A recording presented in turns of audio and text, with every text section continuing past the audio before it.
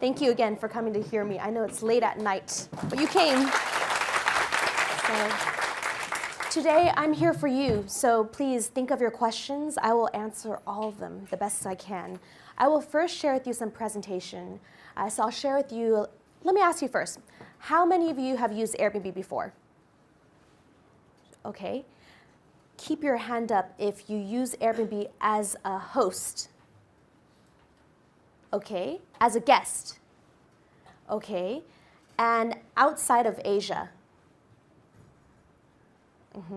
Okay, so this is good. Okay, now I know. I don't have to do this presentation. I can go. Okay, that's good. I'm very excited to be here. First, I want to say a huge, huge thank you to all of you. You came to listen to me. I feel famous from knowing you. I don't think I'm famous, but because of you, I feel famous. I have to say a special thank you to, of course, the people who made it happen. 小老师, 林老师, 还有黄老师. Thank you very much for bringing me here. And to Heart CreAction, because it's really made from the heart that we provide this opportunity to you to learn more about a company, about a person, and about skills that go beyond school. I also, of course, wanted to say a huge thank you to YSL Corporation HC for providing this lovely venue for us to be here today.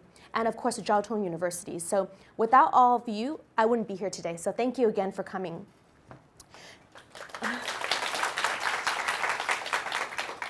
So as they mentioned, I'm the country manager for 东南亚, 香港还有台湾. So I oversee the business, both sustaining the business and looking at growth areas for the business in this part of the region. And today I'm going to share with you about myself first. So here's a look at my background. I mentioned earlier one of the 5 C's. I really believe in continual learning. It's not just in school and it's not just outside of school. It's everywhere. So let me share with you some examples. I studied electrical engineering at Purdue University. I really love to build things, test them, and break them. I also studied business at Columbia University, and I did an exec MBA at Berkeley. Okay, and also I studied some school at Stanford University. But I studied engineering there, and I decided to go for an MBA. So I only have half a degree there. I also study a lot online. So I will look at things like LinkedIn Learning, how YouTube. And on YouTube, I would just search how to use Excel, or how to use SQL, or how to play guitar. And that's how I become better at whatever it is I'm trying to learn. I read a lot too, not only books, but also on social media. I follow certain keywords on Twitter, and I will actually keep track of what's happening in industries. And then last but not least, I believe in finding ways to learn new things. So in 2013, I went to Thailand to become a yoga instructor. I studied yoga for 2 months because I was really curious if I could do it. My work experiences are very diverse. So some people like to go very deep into one area. I'm the type that likes to go broad. So I've worked in semiconductors, solar technology. I mentioned applied materials. I used to come to Hsinchu a lot. So I have a very special place for Hsinchu in my heart. I also worked with media and online advertising. I used to work closely with Yahoo for one of my clients. I went to consulting after my MBA because I wanted to pivot in my career. And I thought if I go to consulting, then I can prove I can learn new skills and have a general enough background to move to another industry. And it was successful because the next company asked me to join them, and that was a finance technology company called Intuit. After that, I came to Airbnb, where I've been for about over 2.5 years. So values and inspiration, what drives me? My family, my friends, my community. Also, what drives me? Travel. I like to stay active. I like to volunteer, especially mentoring young girls and women. And I have a very diverse background. My parents are from Hong Kong and Taiwan, so I'm very proud of that. I was born in the US, but now I live in Singapore. Okay, so how did I get to Airbnb? I think this is the interesting thing I have to tell you first. So I went to Puerto Rico about 2014, December. I landed in, let's see if I can do this. No, I better not try, I don't know how to do this. So I landed in San Juan. This is the main city here in Puerto Rico. I couldn't find a place to stay, so I looked on Airbnb for a place to stay, and I ended up finding a place here. I have to travel there by boat. The catch is, it's not just a home, it's a tent on the beach. So when I went there, I thought, oh no, it's going to be a horrible stay. I'm going to be kidnapped, I'm going to be robbed, I'm not going to find it. I came at 11 p.m. with my sister and my friend, and we met our host. She's 21 years old. I asked her, why are you hosting on Airbnb? You're so young. She said, I need to earn extra money to pay for my books and tuition. I'm a student, and I can't afford my books and tuition. Okay? So that story was really amazing to me. That night, I slept in the tent, and let me tell you, that tent was so amazing. It's brand new. The mattress is memory foam mattress, so very comfortable, better than the one I have at home. She gave me a bag of toiletries so I can take a shower. She gave me a flashlight so that I don't get scared of the dark. I fell asleep under the stars, and I woke up next to the waves. You know how amazing that night was? I ended up extending my stay by 7 nights. That was one of my first times using Airbnb. I was so happy about it that I started sharing the story with other people. I met another Puerto Rican couple, and they asked me, how did you find out about this island? No one comes here. And I said, oh yeah, I found out about it on Airbnb. And they said, oh, I have an extra house in Puerto Rico. What can I do with it? Put it on Airbnb. Download this app right now, today. When I did that, I was thinking, I'm doing this for free because I care about it so much. I might as well apply for a job. The very next day, I applied for a job at Airbnb. Okay, so first, we're reimagining travel for everyone. I mentioned the end-to-end trips that we want to provide. We used to provide just homes. It started out with just a mattress, then a room, then a whole house. Now we're going into experiences. So if you're looking for an apartment for a night, or a castle for a week, or a villa for a month, you can pretty much find out on Airbnb nowadays. In fact, we have so many different homes. You can search for any type. I'm pretty sure you can find it. We learned from our Airbnb guests that 86% of them use Airbnb because they want to live like a local. That means they want to do the things that locals do. So if they come to Taiwan, they want to eat. I know you're going to hear this, 牛肉面 and 卤肉饭. They want to eat what the locals eat. They don't want to eat French food or another type of food that is not local. Okay, so then we decided, well, if that's the case, we want to have very authentic experiences that people can really connect with. Don't just go somewhere, live there. So here's a video that gives you an example of how people are going there, or living there. Don't go to Paris. Don't tour Paris. And please don't do Paris. Live in Paris. When you Airbnb in Paris, you have your own home. Make your bed. Cook. You know, the stuff you normally do. Don't go to LA. Don't go to New York. Don't go to Tokyo. Live there. Live in Malibu. Live in the East Village. Live in Shinagawa. Feel at home anywhere. Do your regular routine.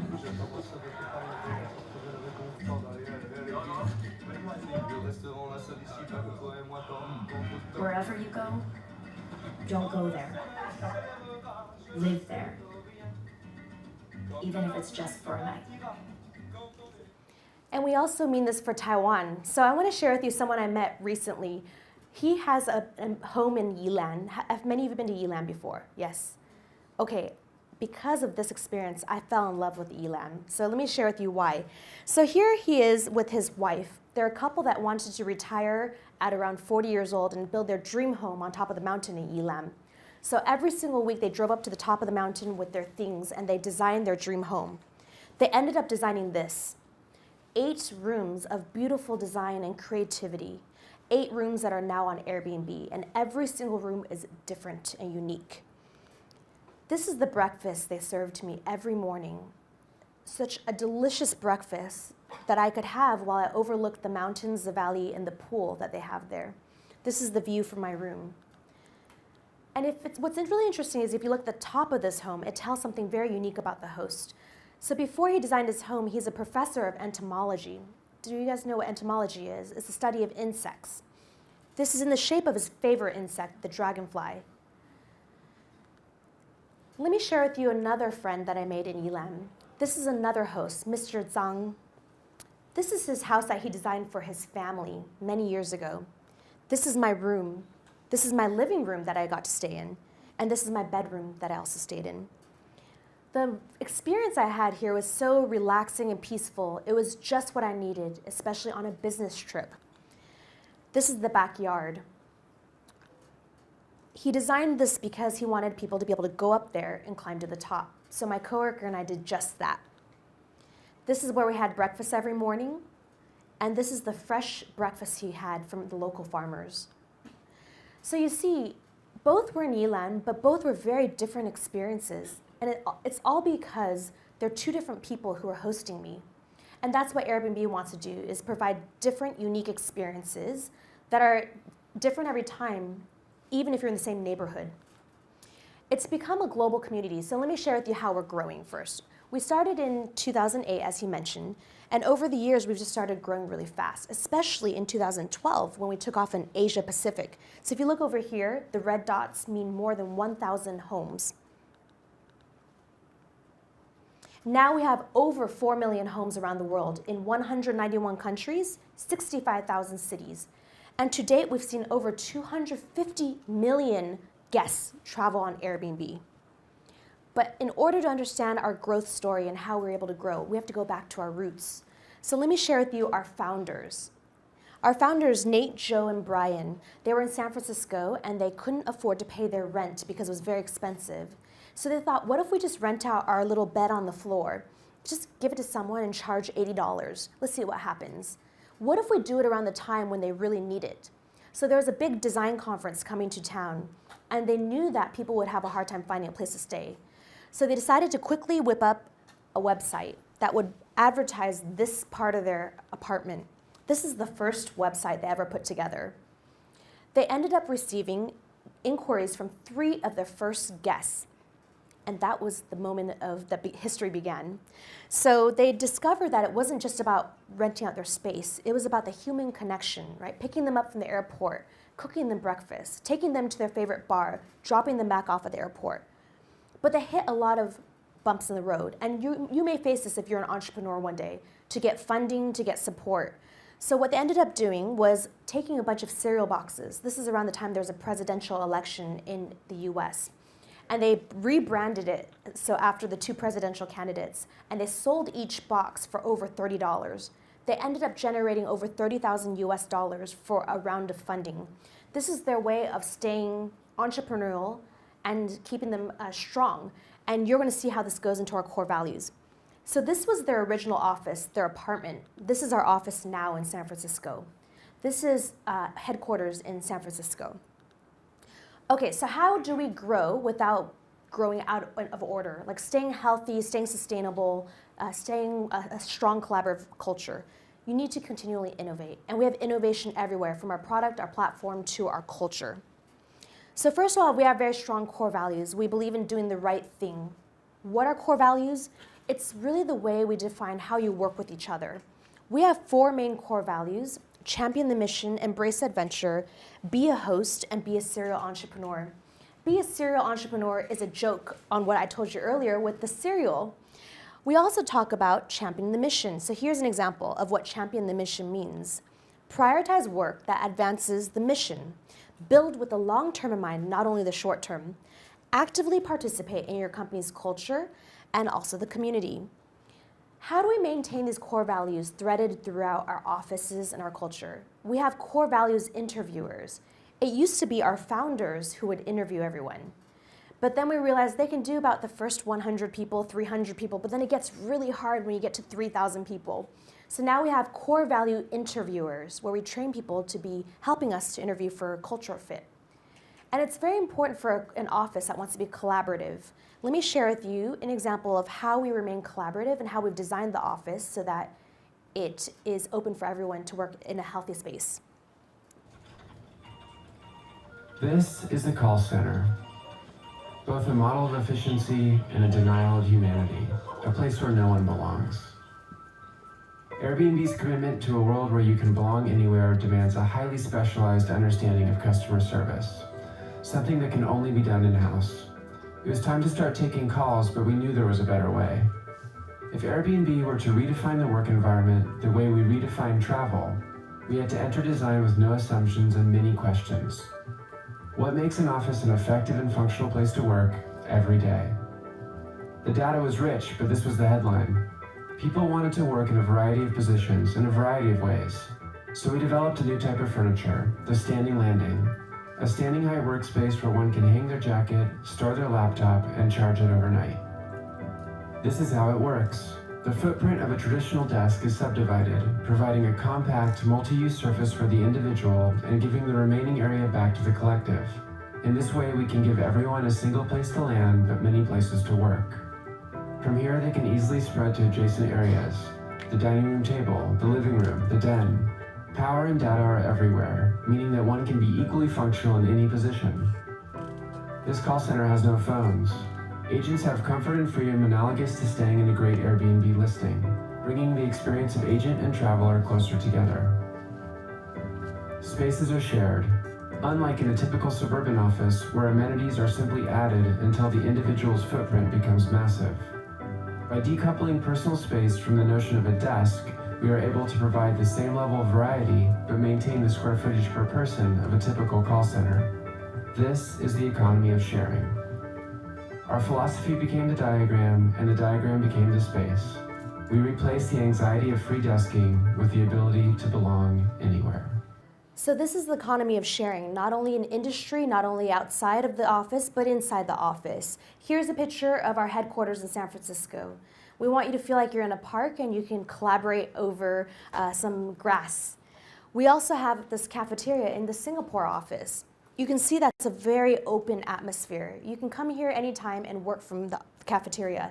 Here are more pictures of our office in Singapore. If any of you ever come to Singapore, you have my personal invitation to come visit us. I will give you a personal tour.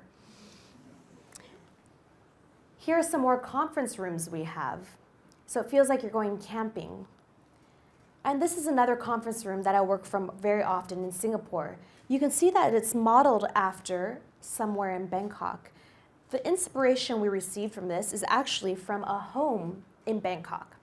So all of our conference rooms are designed after our own listings on Airbnb. That one was inspired by a home in Bangkok. This one is what we call Cappadocia, Turkey. This is in the Singapore office. This is what has inspired the home.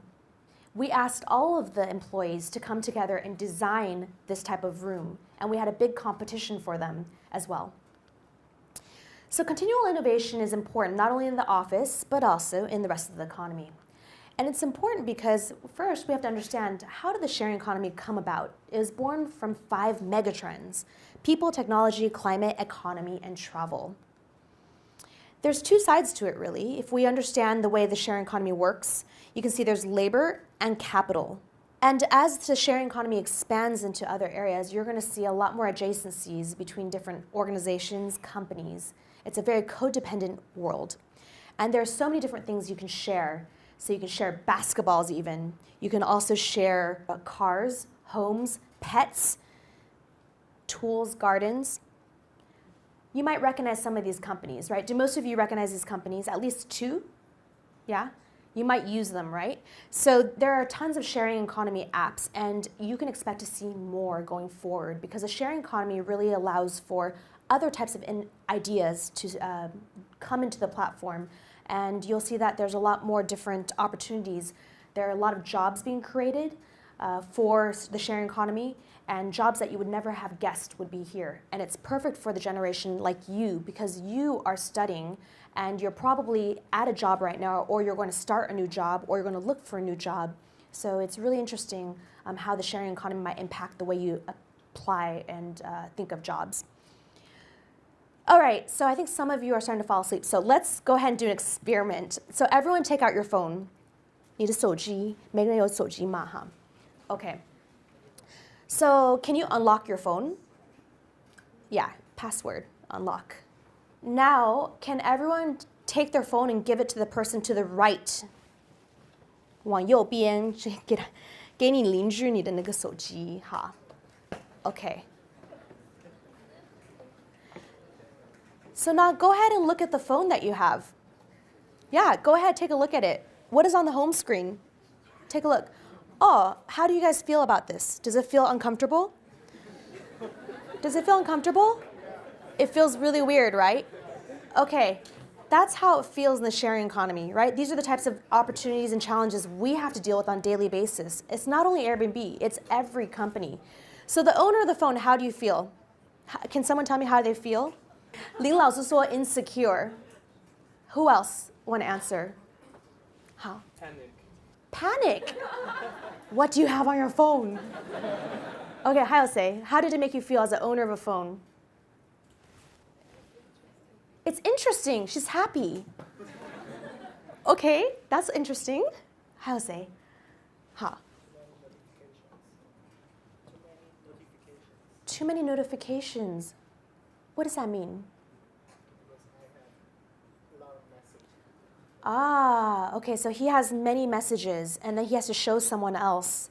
And maybe it's like, oh, why didn't you clean up his notifications? Like that? Okay, last one. How say? How? You're excited.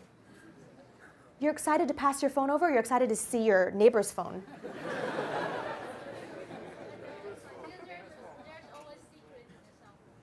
Ah, there's secrets in the phone. Ah, okay, so I like that answer because what's really interesting is all of us keep our phone close to us. And every single one of us really, I'm sure, really care about our phone because we use it every single day. You use it when you want to order things, you use it when you check your email, you take pictures. And now you have to give it to someone else. You feel like insecure, which is what Lin Laosi said. You feel a little infringed on your privacy. You don't expect it. You never expect to share your phone with someone else, right? That feeling is something that's very important for us to always remember at Airbnb. So I mentioned empathy earlier in the fireside chat. We always have to design our product with empathy. So I wanted you to feel that because if you go into the shared economy type of company, you will have to understand that. So thank you for joining me on the first case. Get ready for the second case, okay? No more falling asleep. Okay. So why is this important? Well, the economy sharing platforms are going to be here to stay. And why is that? Our people are changing. The way they work, the way they live, it's all changing. So one example is that we have more freelancers. You have artists by day, you have drivers by night. You have people who are doing social media by day and they're bartending at night. How many of you have one job? Oh, 只有一个人 have one job. Okay, more people. How many of you have two jobs? Two jobs, maybe you're doing one for free, maybe you're helping a friend out. Oh, 很长. This guy has two. How about you? Two? Okay, you are going to see by 2025, 75% of you will say that you have more than one or two jobs. So it's very exciting. In fact, let's look at the global millennial generation, and this is the generation that will be impacting the most. So 53% of this generation has said that they started more than one job by choice, or started freelancing by choice. 78% left traditional jobs and said they started earning more money within the year. In fact, in Taiwan, it's really interesting. 58%, more than half Taiwanese workforce, now gets income from more than one source. So you're going to see an increase in Taiwan over the next 5 years. So I mentioned earlier, people are changing. They're changing, and in fact, a lot of them are moving to the cities. There's rapid urbanization, and this is a big deal because, as you know, here in Taipei, I'm sure, in Taipei, Hsinchu, you're going to see that there's rapid urbanization, and that impacts the global workforce. Also, the largest living generation right now are the millennials. So I'm sure many of you are millennials, so about 18 to 35 years old. 3 out of 4 millennials would rather spend money on life experiences or life changes, events that impact their lives, over owning something desirable. This is research that we've seen before. Can I ask you, does that make sense to you? If someone gave you $100 today, would you go buy a purse? Or would you go invest it in a trip to travel somewhere? If you would invest it in a trip, can you raise your hand? Okay, so that's definitely already almost more than half. The next generation we should be watching out for is the one that's following all of you. It's called Generation Z, so anyone born after 1995. What's interesting about Generation Z is they're starting early. So maybe I started this at 18 years old.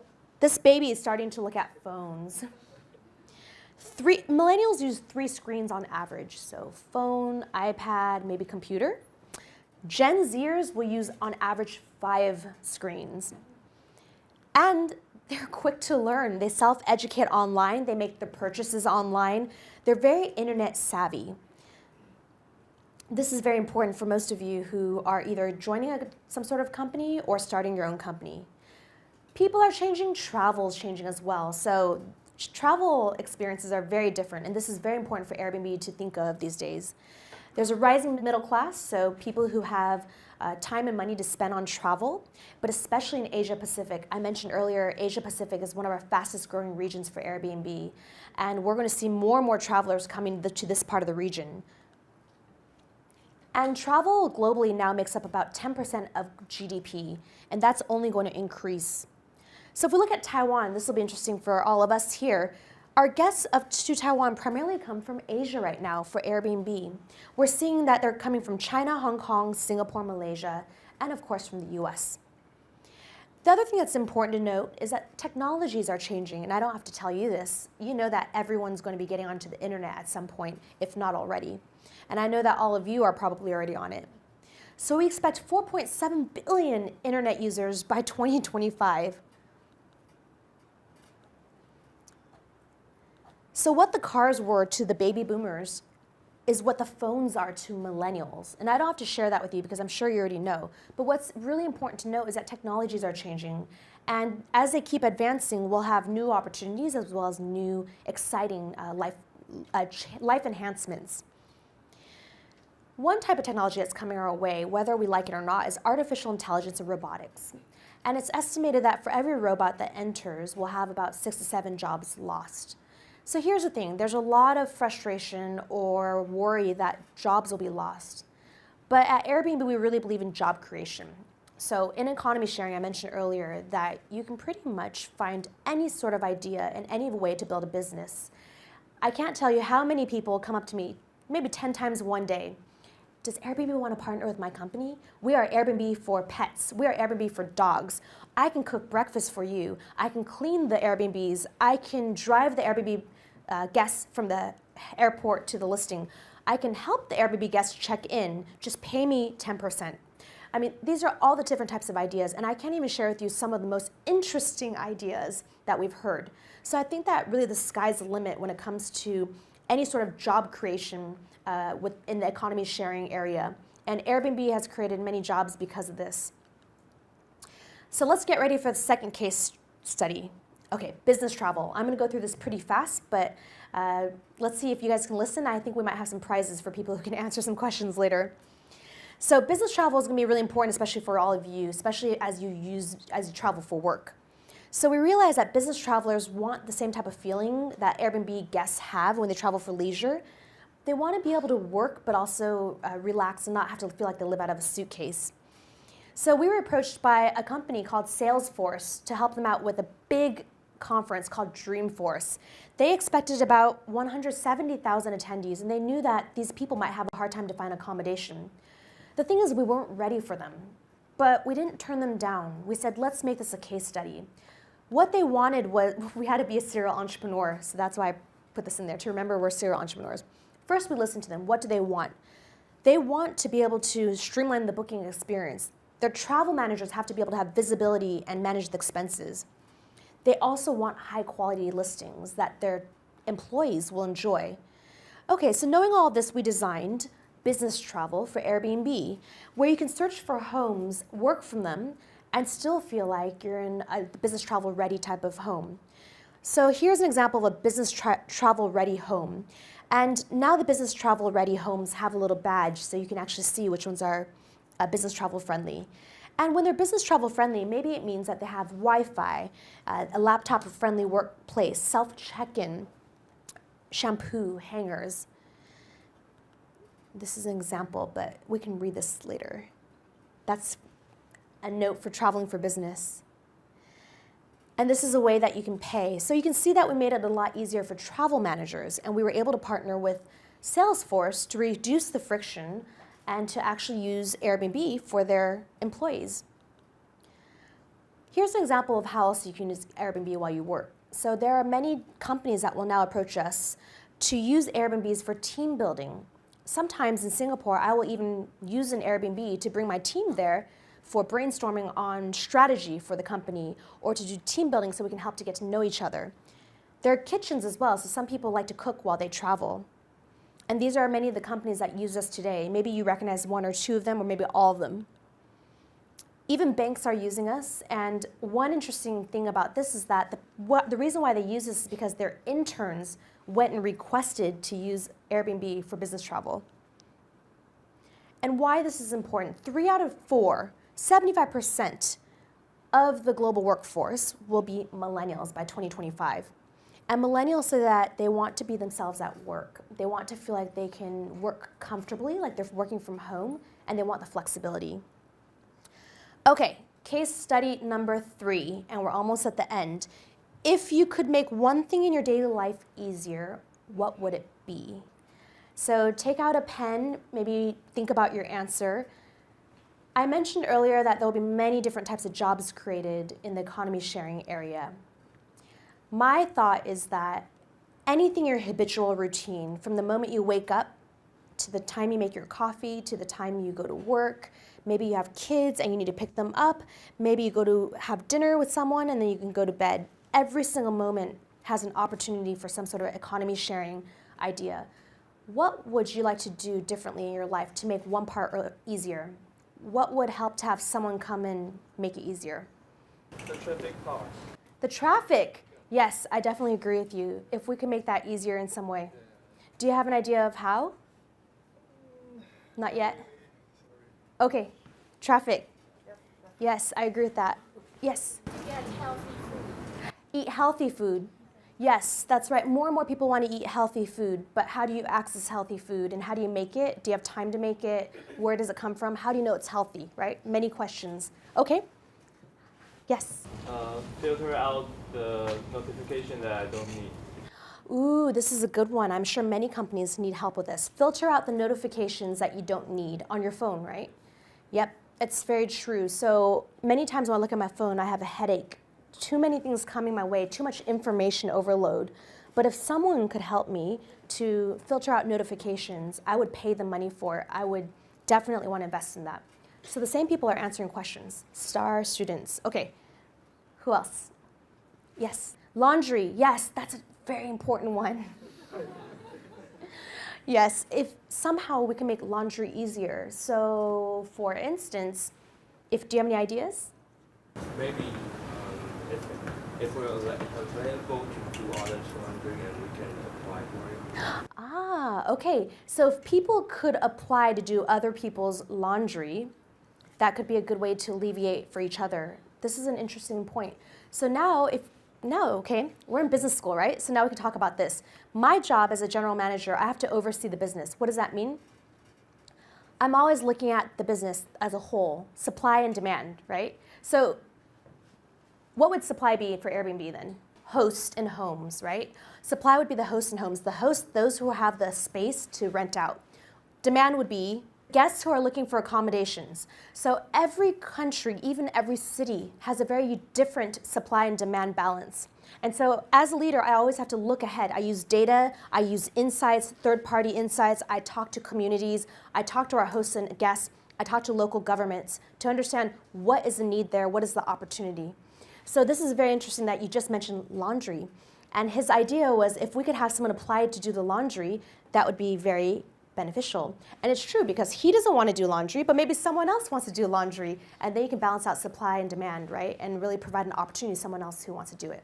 So very interesting. I think everyone will agree with this. Charger. So even if we have outlets and we have portable charger, right? I forgot what it's called in Mandarin, but you know what I'm talking about with the portable charger. For some reason, it's still not that convenient. Sometimes I will forget it. I don't have that one charged enough. I can't find the outlet. When I'm in the airport, every airport is different. So I agree with you. That's a pain point for me. Any other ideas? Oh yeah. To get knowledge faster. Ooh. Is it legal to do this though? No, I get it. To get knowledge faster. I understand that. Yeah, who wants to work hard? I just want the knowledge in my head. No. So to get knowledge faster, this is very interesting because I think you're going to see in the next 10 years, these types of questions and answers are not going to be unique. I think they're going to be really interesting. People will actually try to find a way to do this. So very interesting. Who else? Anything you think of that you want to make easier in your life or to have help with? I think I will provide the unique answer. I think no one else will provide here. Breastfeeding, when you have a babies. Breastfeeding, when you have a babies, it's really a tough job. Actually, that's very interesting. So Xiao also said breastfeeding. I think that's a very good answer. Because if you have friends who have had babies, you will know exactly what she's talking about. 100% of them say it is one of the worst parts to having to raise the baby in the early part of the life. It's very painful. There's a lot to think about. There's a lot of risks. It doesn't mean your body can handle it. So that's a very, very interesting answer. Yeah. Hi, let's say. Someone raise a hand. Okay. Avoid the orders from my boss. Oh, okay, this is interesting. Avoiding orders from his boss. Is that what you said? Is your boss, I hope he's not watching. He won't know it's you, right? Who's your boss? No. I understand. So this is interesting. How do you solve for avoiding orders from your boss, right? So that would be an interesting one to alleviate. Okay. Anyone else have anything they want? These are very interesting answers. I thought you were just going to say making coffee or cooking dinner. Okay. Someone who can wake you up earlier. I like that one too. So she said, someone who can help me wake up earlier because it's very difficult to wake up just by an alarm clock. That actually is very true. So if many of you use alarm clocks, you know exactly what the pain points are. One is that if you have the same sound every day, you can become used to it. Two is that you can also turn it off. It has no way to take over you. You can take over it. Three is that you're depending on a machine, something that could be battery operated or out of power or something that malfunctions, right? So there are so many different reasons for why it may not work and may not be effective. So that's a perfect answer to that, is that you'll see at some point in the next year, maybe, next 2 years, someone will come up with an alternative way to replace the alarm clock. Someone can help, like senior family member to hospital. Ooh, so someone who can help senior family members to a hospital, in a hospital. Go to the hospital, that is very exciting. So I know that's already a big opportunity these days, right? So senior family members, maybe your grandparents, maybe even your parents. So those, sometimes they're susceptible to being sick or they need to go for checkups. If you're over a certain age, you need to see the doctor more often, but doesn't mean you have flexibility to leave school or work to go drive them there. You also may not feel comfortable to just send them to a random person. So having a way to take them to the hospital and then taking care of them, that's definitely a really good opportunity. Oh, yes. Is there any apps that can count every money you spend? Things like you travel, like when you book the hotel, you put the flight tickets, and like you spend at the restaurants, some sort of like that. So an app that can count how much money you've spent, track everything you spend while you travel, you book your hotels, you buy your flights, you eat out. That's very interesting. And what she's tapped into is something that we actually face every single day, right? So we're in the travel industry, and we're always, one of the things that people want to know is how much they're spending on each part of the journey. And so that's a very interesting thing that I think everyone can relate to as a pain point. Yeah. Last one, anyone else? Oh, yes. Someone can help me do the grocery shopping. Are you married? Someone who can help him do grocery shopping. This is very interesting too. So I'm sure some of you know that some companies have started asking themselves, can we help people do their groceries? And are there people who want help with groceries? That's very interesting. So I'm closing it out, but all the people who just answered, I can already see you have an entrepreneurial mindset, and these are great ideas. Every single one of your ideas is very interesting. So you can expect that these types of ideas are very welcome in this type of area of the shared economy. Okay, so please don't lose your spirit on that. I think it's very interesting. Thank you for participating. So I'm going to close out this presentation now, and then I'll open up for Q&A, so you can ask me any type of question you want to ask. Earlier we talked about travel planning. We want to make it magical and easy. It's too time consuming now. You have to search so many different things, and there's so many resources, and it doesn't mean they're all reliable. You don't even know if they're all reliable. So we launched experiences, and it's really rooted in the philosophy of the hero's journey. I don't know if some of you have heard of the hero's journey, but basically guests, when they travel, they want to come and take this big journey. They want to have that story where they took on a challenge, they fought some sort of villain, they overcame it, and they became victorious. When they go home, they're left a changed person. So a lot of people want to go soul searching, they come home, and they're changed. This type of hero's journey is what inspired our experiences. This is what people want when they travel. But unfortunately, this is what people see. So when they go somewhere, they have to wait in line to buy a ticket to the same place that other people want to go to take the same selfie in front of the same location that everyone else is taking, and post with the same caption that everyone else is posting, because it's mass-produced tourism. Airbnb wants to be the opposite to mass-produced tourism. And here's one example. In Singapore, we launched experiences in early March. Let's say you want to learn how to make dumplings. It's like our jiaozi, right? But they have one called soon kueh. So there's a man who really knows how to make soon kueh well. He's a local hawker stall entrepreneur. He teaches you how to make the best soon kueh skin and filling, and you can learn with your friends, or you can meet new friends and then eat with him. In Bangkok, we also launched experiences. So let's say you want to learn how to fight Muay Thai, which is a big part of the Thai culture. Here, Matthew and Dunk, they're local celebrities who are known for lifestyle, fitness, and Muay Thai in Bangkok. They taught us how to fight Muay Thai. I got to train alongside professional fighters. But the exciting part was they brought me to a real arena, and I got to watch it up close. Professional fighters fighting just like I had been taught. That's the exciting part of experiences. It's only the beginning. So I hope that we can continue to grow experiences across Asia. So stay tuned for that. We'll be having some very exciting news coming up shortly. So I want to close out today by saying that I've shared a lot of information with all of you, and I know this is a lot to share in just less than 1 hour. But one thing's for sure is that Airbnb is like a rocket ship. When I first got offered the job, I didn't really think too much about it, because as Sheryl Sandberg, the COO of Facebook, once said, if you're offered a seat on a rocket ship, you don't ask which seat. So I just jumped on. And earlier, Shalas asked me, what is your leadership style and how do you continue to lead with your groups? I really do believe that to go forward as a strong leader, you want to embrace change and be open to challenge. And if you stay curious and hungry as students and beyond class, I think that will take you really far. So thank you again to交通大学 and all of you, especially HC Corporation, let's say that, for hosting me today and for letting me come talk to you. I know I spoke in English. Maybe next time I see you, I'll translate all of that in Mandarin. So thank you again for coming. Thank you.